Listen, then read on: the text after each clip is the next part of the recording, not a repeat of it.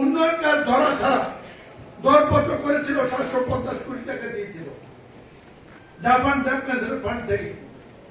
কারণ সড়ক বিভাগ চাইছিল 750 কোটি টাকা। আমি শুনেছি 19 সালে সড়ক বিভাগে চাকরি করেছেন, আর ও তো কনসালটেন্ট। 750 কোটি টাকা তারা চাইছিল।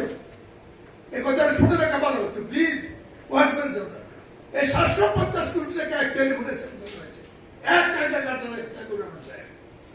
এই 750 কোটি টাকা যখন কাজ শুরু হলো, এই রাস্তায় ওই দিন বলেছি সংসদে আমি 16 থেকে 17,000 কোটি টাকা ব্যয় করছে। মন্ত্রী তো বলে নাই আপনার কথা ঠিক না,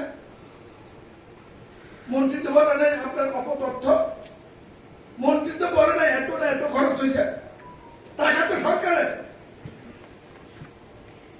তারপরও একটা আন্ডারপাস হয় না, একটা ওভারপাস হয় না, একটা বাইপাস হয় না, একটা সার্ভিস লাইন হয় না।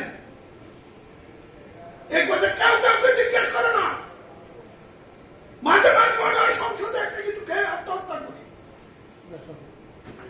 কুকুরের মতো মানুষ মারা যায়, ঢাকা চারটা লোক পাওয়া যায় না। ঢাকা রংপুর, ঢাকা সিলেট হচ্ছে, ঢাকা ময়মনসিংহ হচ্ছে, ঢাকা চিটাগাং হচ্ছে না। বইয়ে বলে এটা নাকি গুরুত্বপূর্ণ সড়ক।